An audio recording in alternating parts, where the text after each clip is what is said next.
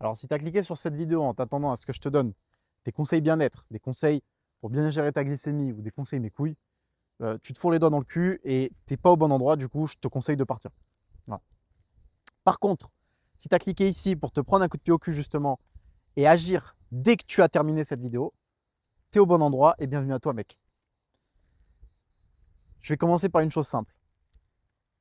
Qu'est-ce que tu attends? Si tu ne l'as pas déjà trouvé, qu'est-ce que tu attends pour bouffer cette putain de montagne que tu as en tête? On va prendre l'exemple d'une montagne. En plus, pour moi, c'est extrêmement parlant parce que je suis diabétique, je suis alpiniste. Qu'est-ce que tu attends pour bouffer cette putain de montagne que tu as en tête? Ce que j'entends par montagne, c'est au sens littéral, si tu as vraiment une montagne en tête, comme celle-ci, ou alors un objectif de taille, un truc qui te fait vibrer, un truc qui te fait vivre. Et je ne te parle pas de gérer une meuf, je ne te parle pas de... Tu vois, là, on arrive en été. Je ne te parle pas de programmer la teuf tout l'été. Si ton objectif, c'est les soirées, les boîtes, les festivals, ce genre de conneries, l'alcool, la cigarette, t'es pas au bon endroit, mec, casse-toi. C'est de la merde, en fait. C'est juste de la merde. Ne touche pas à ça. Et n'y touche plus. Si tu y touches déjà et que tu songes à arrêter, n'y touche plus. Qu'est-ce que tu attends pour gravir cette putain de montagne que tu as en tête? Et si tu ne l'as pas trouvée, qu'est-ce que tu attends pour la trouver? Mec, au lieu de sortir, au lieu de faire n'importe quoi, ou au lieu même de rester cloîtré chez toi, pose-toi, reste chez toi justement et pose-toi et cherche. Qu'est-ce qui pourrait te faire vibrer? Quel pourrait être cet objectif qui va te faire te lever tous les matins et te donner la déterre de te bouger le cul? En 2024, j'ai décidé de gravir le Mont Blanc en one shot.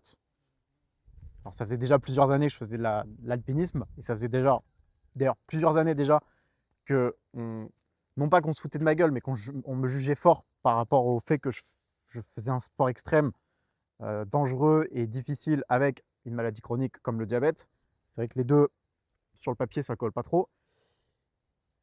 2024, je décide de faire le Mont Blanc one shot. Si tu ne sais pas ce que c'est, je te laisse regarder sur internet. En gros, ça consiste à gravir le Mont Blanc depuis le pied de la vallée, quoi. Depuis le bas de la vallée, tu te manges 4000 mètres de dénivelé à la journée, quoi. Et tu dors pas au refuge.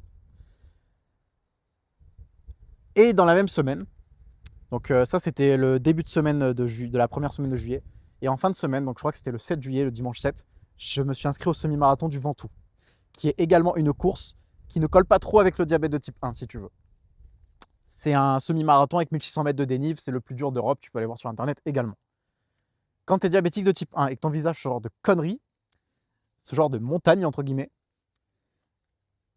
je peux te dire que tu vas avoir beaucoup de doutes, mais tu vas avoir également beaucoup de fierté, tu vas avoir beaucoup de bonheur, beaucoup de malheur, tu vas avoir beaucoup de choses, tu vas rencontrer toutes ces choses-là.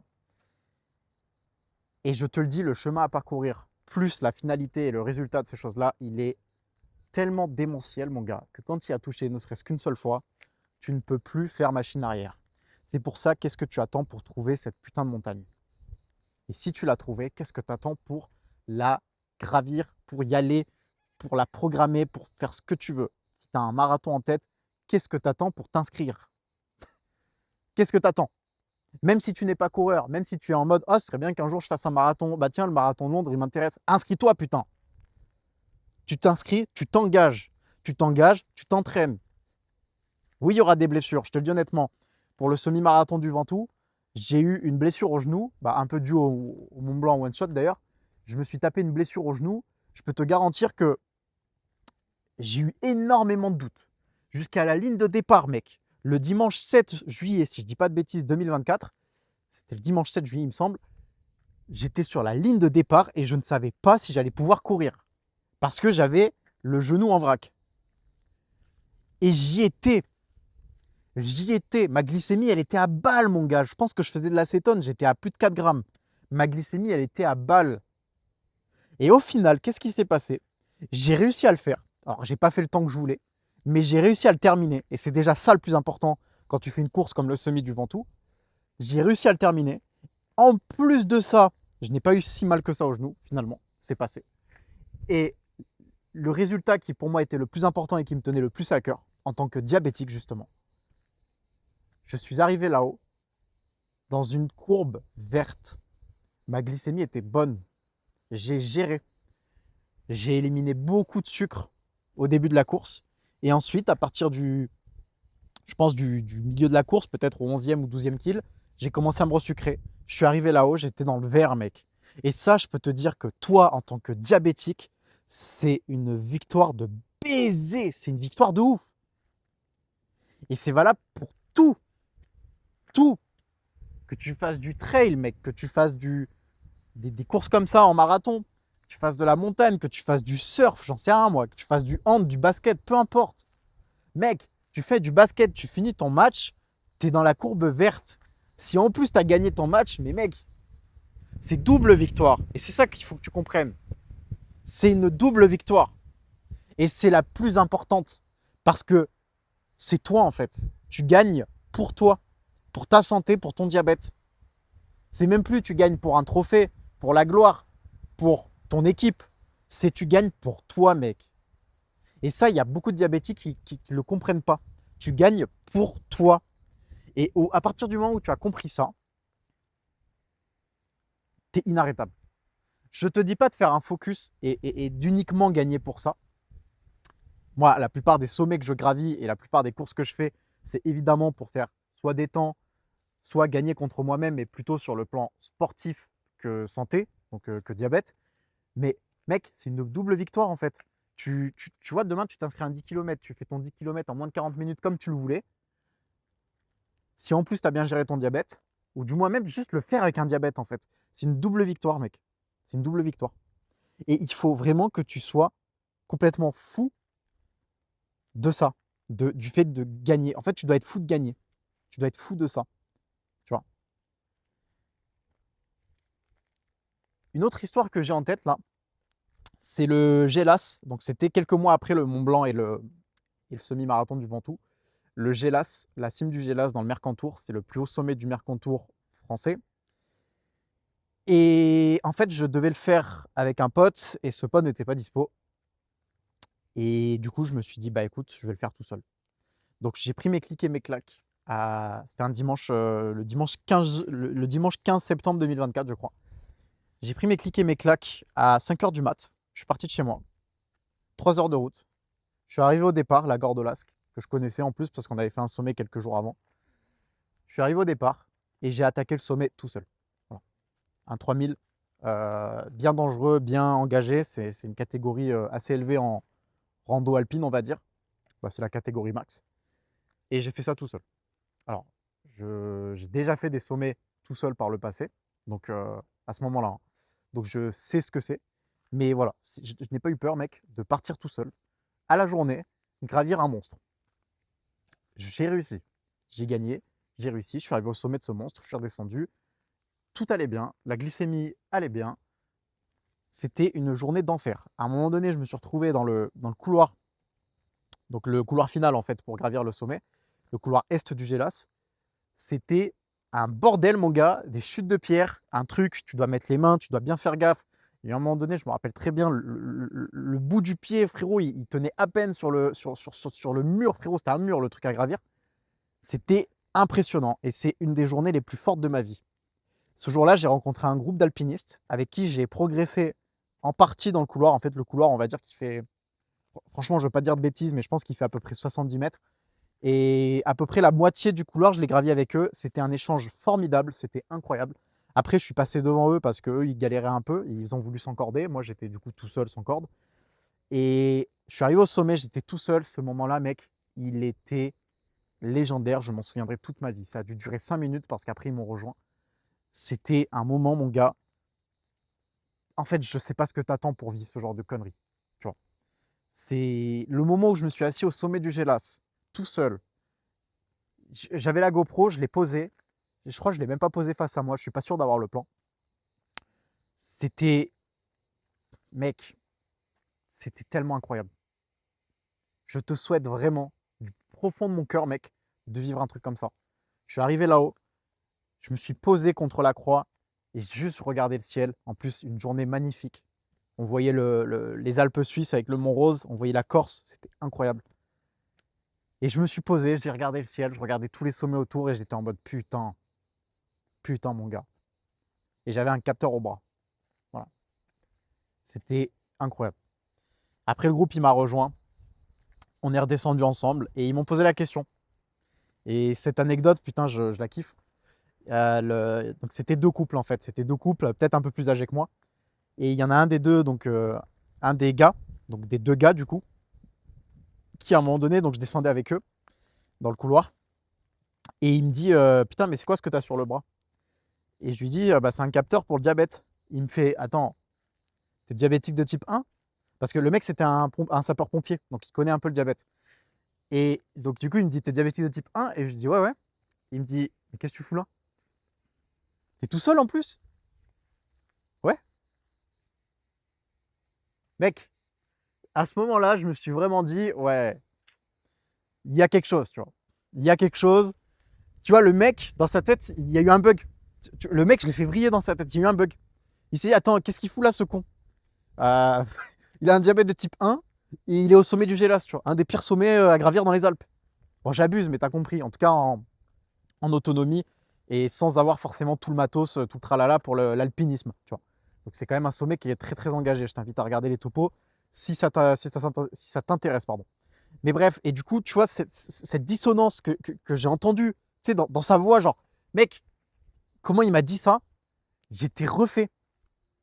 Et je lui ai dit, je lui ai fait, bah mec, tu sais, enfin, ça fait longtemps que je fais de la montagne, hein. Ça fait longtemps que je fais de la montagne et j'ai toujours fait avec le diabète. Des fois, c'est plus compliqué, des fois, ça va. Là, aujourd'hui, ça a été, hein. Et il m'a dit, bah franchement, chapeau, mec. Et même sa partenaire, je sais plus comment ils s'appelaient les deux. Et elle aussi, elle m'a dit, bah putain, respect. Mec, c'est pas moi qui le dis, hein. Donc, qu'est-ce que t'attends pour trouver cette putain de montagne à gravir? Ça peut être encore une fois ce que tu veux. Si tu fais déjà un sport, que ce soit un sport d'équipe ou un sport plutôt solitaire, tu l'as en tête, cette montagne. Tu l'as en tête. Je veux rien savoir, tu l'as en tête. Si tu es du genre à même l'été aller en montagne, parce que c'est mon domaine, ou juste plutôt l'hiver t'inscrire à des courses, parce que c'est aussi un domaine que je commence à connaître, tu sais de quoi je parle. Tu sais de quoi je parle. Si l'hiver tu t'inscris à des courses, tu sais très bien de quoi je te parle. Qu'est-ce que tu attends si tu fais par exemple des 10 km pour te dire, ok, l'an prochain, je fais un 10 km en tant de temps. Et tiens, je vais choisir ce 10 km là en particulier parce qu'il est stylé. Qu'est-ce que t'attends? T'es diabétique, mec. C'est ton arme ultime, le diabète. Cette merde là, ça là, cette merde, c'est ton arme ultime. Tu dois t'en servir comme arme. Les autres ne l'ont pas. Les autres ne l'ont pas. C'est une arme physique, c'est une arme mentale. Pourquoi physique? Parce que le fait de tomber en hypo, de tomber en hyper, en fait, il faut que ça te rende tellement, comment dire, il faut que ces sensations, tu les adores. Ça paraît con comme ça, hein. Et moi-même, je suis le premier à détester être en hypo ou même faire des grosses hyper. Et attention, je te déconseille d'être en hyper volontairement, ne sois pas con. Ce que je veux dire par là, c'est que c'est des difficultés qu'il faut que tu aimes. Tu vois ce que je veux dire? C'est des difficultés qu'il faut que tu aimes. Si demain, tu fais une course et que tu te retrouves en hypo pendant la course, il faut que tu aimes ça. Tu vas détester ça. Tu vas détester les sensations. Ça va peut-être te niquer ta course. Mais en même temps, dis-toi que, ok, mais coûte que coûte, par-dessus tout, par-dessus cette hypo que je suis en train de faire, il faut que j'arrive à la ligne d'arrivée et il faut que je gagne. Et peut-être que ça va niquer ton temps et ta course, mais ça niquera pas ta victoire d'avoir réussi à arriver sur cette putain de ligne d'arrivée, avec cette putain d'hypo. Et dis-toi que c'est tellement plus dur de gagner avec le diabète que quand tu gagnes avec le diabète, tu es automatiquement le plus fort. J'en ai déjà parlé dans une vidéo. À force égale, tu es le plus fort. Si demain, tu fais 10 pompes et qu'il y a un mec à côté de toi qui fait 10 pompes, tu es plus fort que lui parce que tu as un diabète de type 1. Et on emmerde les cons qui pensent, parce qu'il y en a beaucoup, même dans les salles de sport, qui pensent que le diabète de type 1, ça rend physiquement et physiologiquement plus fort. Pas du tout. Tu es plus affaibli, tu te blesses plus facilement, tu progresses plus lentement quand tu es diabétique de type 1, mais il y a des cons qui pensent le contraire. Laisse-les penser le contraire. On les emmerde. Toi, tu sais ce qui se passe dans ton corps et tu sais ce qui se passe en tant que diabétique. Donc, le premier que tu dois rendre fier, c'est toi. Peu importe ce que les autres vont dire. Et d'ailleurs, je vais revenir aussi là-dessus, parce que je t'ai dit en début de vidéo, quand j'ai choisi de faire le Mont Blanc et le Sommet du Ventoux en one-shot, enfin le Mont Blanc one-shot et le Sommet du Ventoux, je t'ai dit que j'ai été pas mal jugé. Si tu décides de faire des trucs de ouf avec ton diabète, ça va faire peur aux autres. Pourquoi? De 1, tu vas faire des trucs en tant qu'homme, pas en tant que diabétique. Tu vas faire des trucs en tant qu'homme que les autres ne font pas. Donc déjà, tu leur renvoies, entre guillemets, quelque chose, je sais pas comment t'expliquer ça, mais par exemple, ils vont avoir la flemme de faire ce genre de truc, mais toi, tu l'as pas, cette flemme. Donc déjà, même si tu n'es pas diabétique, tu peux te prendre des jugements. On peut prendre par exemple l'exemple le plus typique, tu es dans un groupe de potes, ils aiment tous aller en soirée, boire de l'alcool, faire des conneries, et toi, tu es ce mec-là du groupe de potes qui se bouge le cul, qui va à la salle de sport, qui s'entretient, qui fait ce que tu veux. Tu vois. On te vanne tout le temps là-dessus. On va te vanner là-dessus, on va te juger là-dessus, c'est normal. Parce qu'en fait, eux ne se bougent pas le cul, toi tu te bouges le cul. Donc déjà, c'est automatique, c'est une loi humaine, c'est la nature. Mais en plus, tu es diabétique. Et ça dérange encore plus, mais pas forcément de manière péjorative. Il y a aussi toute la notion d'inquiétude. Je te prends mon exemple. Moi, quand j'ai décidé de faire le summit le plus dur d'Europe et le Mont Blanc en one shot, et à la base, je ne savais pas forcément que ça allait être la même semaine, pour le Mont Blanc en tout cas, ma famille, ils n'ont pas arrêté d'essayer de m'empêcher de faire ça. Et de me remettre en question et de me dire, mais pourquoi tu fais ça? T'es fou de faire ça. Et bon, plein d'autres trucs qui me disaient. Ils n'ont pas arrêté jusqu'au jour où c'est arrivé. Et je te le dis encore à l'heure actuelle, ils ne m'ont pas félicité. En fait, je pense que d'une part, ça peut les renvoyer vers leur propre peur et vers leurs propres problèmes, parce que du coup, ils ne font pas ça alors que moi, je le fais. Mais au-delà de ça, il y a toute la notion d'inquiétude, parce que tu es diabétique, et en effet, tu es plus à risque de... Bah, tu peux en mourir, il faut le dire, tu peux en mourir du diabète. Si tu fais une grosse hypo très très grave, ou une hyperglycémie qui dure et qui ne descend plus avec des cétones et tout, voilà, dans les cas extrêmes, tu peux très mal finir avec le diabète.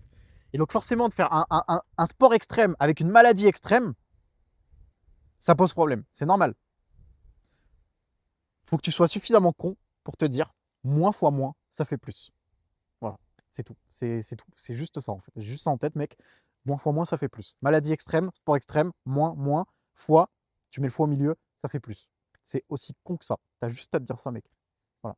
Peu importe ce que les autres vont penser, peu importe ce que tes plus proches vont penser, ce que ta meuf va penser, ou ce que ta femme va penser selon quel âge tu as, même ce que tes gosses vont penser, peu importe. Peu importe. Fais, en fait. Tu fais. Je t'invite pas à aller sauter d'un pont. Je t'invite pas à aller te mettre en danger inutilement. Il ne faut pas déformer mes propos non plus. Ce que je t'invite à faire, c'est te bouger le cul. Voilà. Si tu te bouges le cul, mec, tu arrêtes de subir la vie de merde que tu as actuellement si tu as une vie de merde et inscris-toi des putains d'objectifs de ouf.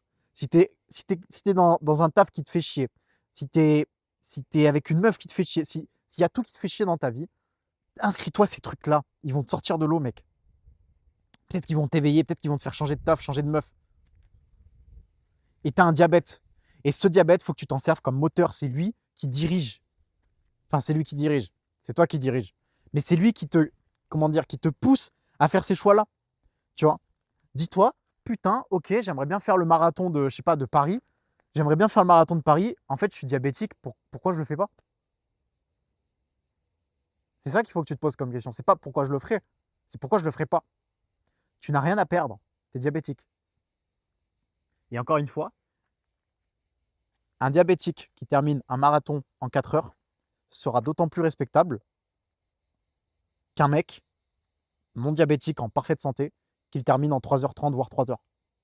C'est incroyable. Et peut-être qu'il n'y a que les diabétiques qui vont s'en rendre compte. On s'en bat les couilles. Encore une fois, c'est envers toi-même. Tu sais ce que tu vaux à ce moment-là. Moi, je te le dis honnêtement, dans tout mon entourage, il y en a très peu, peut-être ma partenaire et ma famille proche, qui se rendent compte à quel point le diabète, c'est un frein, à quel point le diabète, il peut te pourrir la vie et justement te ralentir en fait. Tu vois, te faire progresser très lentement, voire te faire régresser. Très peu s'en rendent compte. La plupart ne s'en rendent pas compte, voire même certains, comme je te l'ai dit, pensent le contraire, pensent que le diabète, ça t'aide. En termes de pur physique, je te parle pas en termes de mental. Et justement, vu que physiquement, pardon, le diabète te pénalise, il faut que mentalement, il te renforce. Donc, fais-en une putain de force de ton diabète. Et profites-en. Profites-en. Profite de cette force mentale que le diabète t'offre. C'est une opportunité d'être plus fort. Tu es une putain d'anomalie en tant que diabétique. C'est ce qu'il faut que tu te dises. Et une anomalie, qu'est-ce qu'elle va penser d'un sport extrême et d'une maladie extrême? Moins fois moins, ça fait plus. Encore une fois, tu ne te mets pas en danger comme un con. Je te dis juste, va choisir cet objectif de barbare que tu as en tête. Un truc incroyable. Je te parle de quelque chose de noble. Des choses nobles. Un objectif de ouf. C'est tout ce qu'il te faut, mec. Et tu verras que d'ailleurs, à côté de ça, tout s'améliorera. Peut-être ta relation avec ta partenaire, ou si tu n'en as pas, peut-être justement une nouvelle partenaire et une relation en or. Ta relation peut-être avec ta famille. Ta relation au travail, peut-être que tu vas quitter ton travail justement après ça. Fais un truc de ouf. Si tu as envie de faire un trail, si tu as envie de faire une course, si tu as envie de faire un GR, une ascension, comme je fais. Si tu as envie de découvrir un nouveau sport, t'inscrire à la boxe, peu importe. Faire de la force athlétique, ce que j'ai un petit peu fait et que je compte refaire d'ailleurs. Si tu as envie de faire un sport de ouf comme ça, mec, mais vas-y, vas-y, vas-y. Tu vas te casser le nez, tu vas te blesser, tu vas te faire mal. Il y a des moments où tu vas plus progresser. Il y a des moments où les hippos vont t'empêcher de faire ta séance. Et alors, au fond de toi, le soir, tu dois aimer ça. Le soir, tu dois rentrer chez toi et te dire salopard, putain, enculé. Tu dois te dire mais quel enfoiré ce diabète. Et tu dois te dire ça avec le smile. Ok, demain on recommence, il n'y a pas de souci. Je t'ai tout dit, mec. Trouve-toi une montagne. Et ne la lâche pas jusqu'au moment où tu arrives au sommet. Et n'oublie pas qu'il n'y a... n'oublie pas... non. Ne la lâche pas jusqu'au moment où tu arrives au sommet. Je reformule. Tu ne la lâches pas jusqu'au moment où tu arrives au sommet. Tu gardes les dents serrées. Tu cries. Tu gardes le sourire jusqu'au sommet, mec. Tu vas être essoufflé. Tu vas en prendre plein la gueule. Tu vas avoir mal aux pattes. Tu vas avoir la tête qui tourne. C'est ce qui m'est arrivé il n'y a pas si longtemps que ça sur un sommet infernal que j'ai gravi. J'en reparlerai dans une autre vidéo, je pense, parce que lui seul, c'est une bonne histoire aussi. Tu ne lâches rien. Peu importe l'objectif que tu as en tête, tu ne lâches rien jusqu'au sommet. Et une fois que tu arrives au sommet, n'oublie surtout pas qu'il y a une redescente. Et la redescente, c'est souvent là d'ailleurs en haute montagne qu'il y a le plus d'accidents. En redescente, tu fais attention. Tu redescends intelligemment jusqu'au prochain sommet.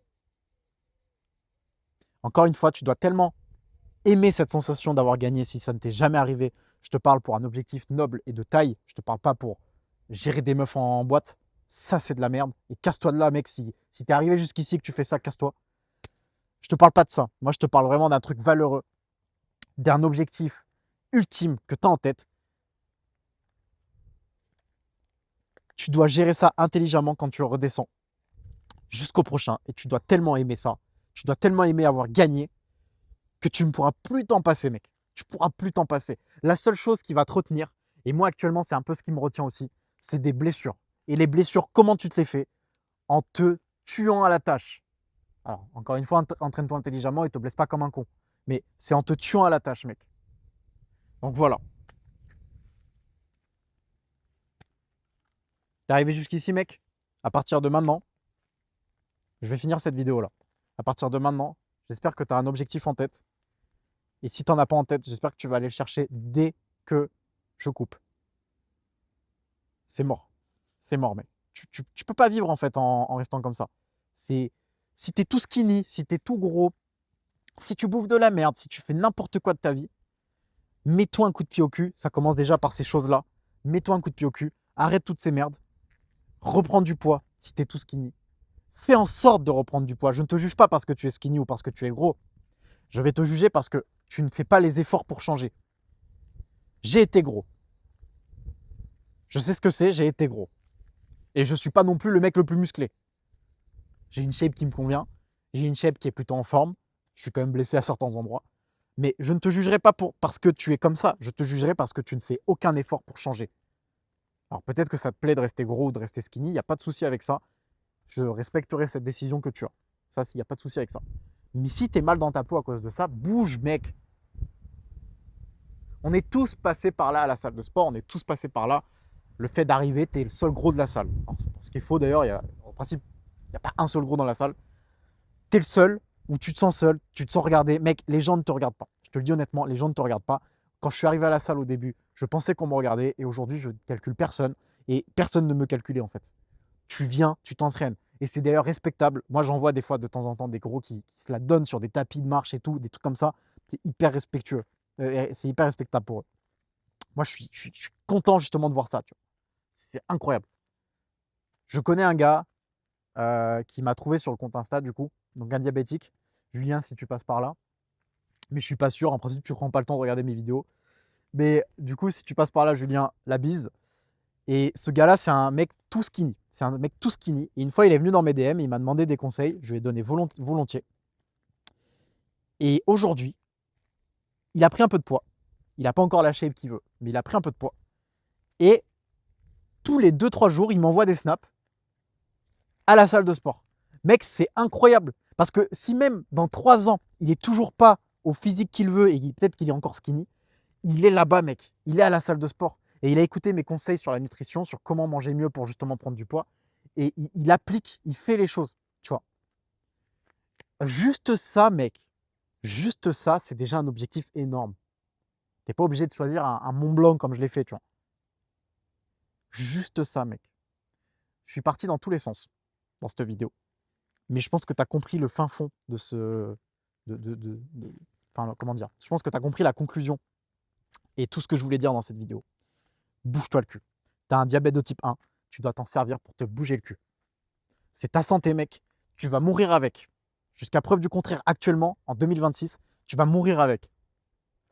Donc, prends-en soin et bute-toi à la tâche avec lui. Parce que si tu te butes à la tâche avec ton diabète, si demain tu t'inscris à une course en te disant je vais me buter parce que je suis trop fier de la faire avec mon diabète, tu vas gagner dans tous les sens du terme. Tu vas être obligé de prendre soin de ta santé et de ton diabète. Et crois-moi que si tu prends soin de ton diabète, il va te le rendre à 2000%. Il va te hisser sur la plus haute marche du podium. Il faut absolument que tu comprennes ça. Si tu veux que je t'accompagne, si tu veux aller plus loin avec moi, tu as mes liens en bio. Tu peux prendre un appel avec moi. Premier appel, on va juste voir ta situation et si je peux réellement t'accompagner ou pas.